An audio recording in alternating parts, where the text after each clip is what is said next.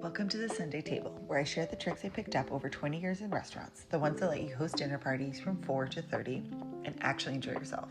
I cook multiple courses so everyone spends longer sitting at the table. The wine flows, the conversations get deep, and kids run around like lunatics. It's chaos, it's so much fun, and it feels like community. All we're going to do here is sort of get the dough combined, because that is my secret. You do not need to knead pasta dough.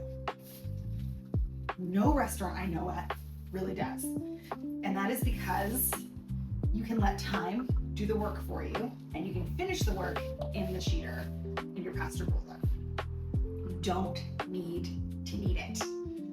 Now we're just gonna wrap up the dough and let it sit for a bit. Now I'm gonna weigh out the flour and the butter and get working on my bechamel while the dough sits. You melt the butter, you add in the flour, and you stir it until it cooks out a little bit. And then you measure out the milk and pour it in bit by bit. My big bechamel making tip is don't stir until it starts to bubble in the middle. By letting it wait until the butter is really softened in there, you allow for way fewer bumps and a much easier process. It takes a little while, but bechamel always does. It's kind of a nice process, honestly. I like it. Just mix it up, and once it's all mixed and bump free, then you add in the next little bit of milk and let that come up to the just barest bits of a simmer before we start moving it around. And then once you have this giant vat of it, if you by chance are also cooking for 30 people, we add in a whole heap of ricotta cheese and whisk that in, which is maybe a Herculean task in a thing this small, and we're gonna make it work. And then I like to add in some lemon zest, which just brings in a little bit of that lightness and sort of sparkles up the crispness of that cheese. And then heavily seasoned with salt. The dough is hydrated and the gluten has started developing chains. Gluten is just a protein in flour. And when you jostle it together and you add water, it starts forming chains with other gluten molecules around it. And so already you can see some stretch. Not enough, but like a real start from that really crumbly dough we had an hour ago. For doing absolutely no work, that's not nothing.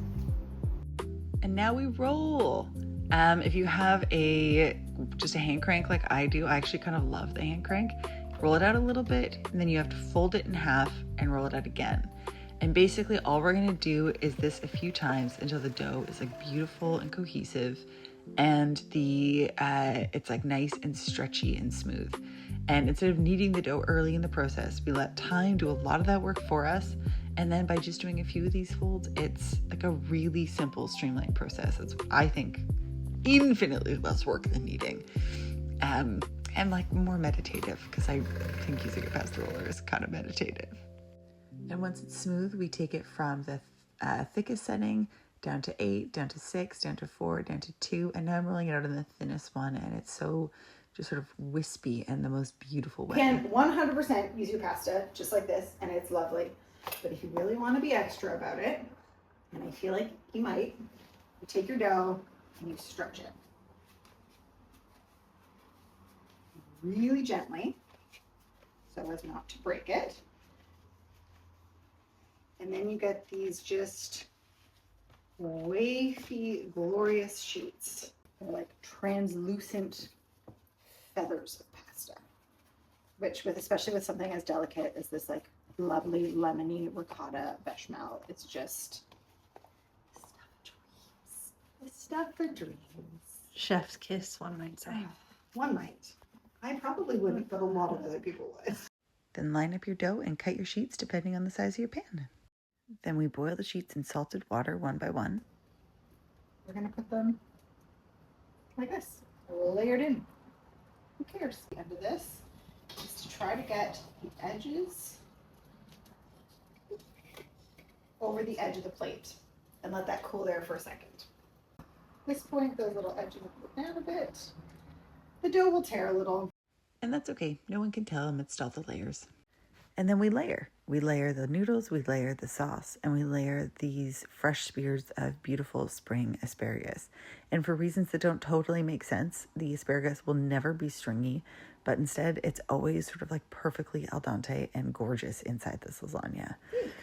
And then we do it again. We put down the pasta, we put down the sauce, we put down the asparagus. And because I ended up serving a lot of people for my party the other day, I made a full 2 of these and it fed a lot of people. It was glorious. From here, you just pop it in the fridge. And the next day when people are arriving, you put it in the oven. And suddenly, like a miracle, there's fresh pasta at your dinner party. This dish is light and springy while also being so substantial and sort of creamy and springy. It's one of the best things that we make at the bakery, and I'm so excited for you to be able to make it at home. Please tell me if you do. It's really a magical thing.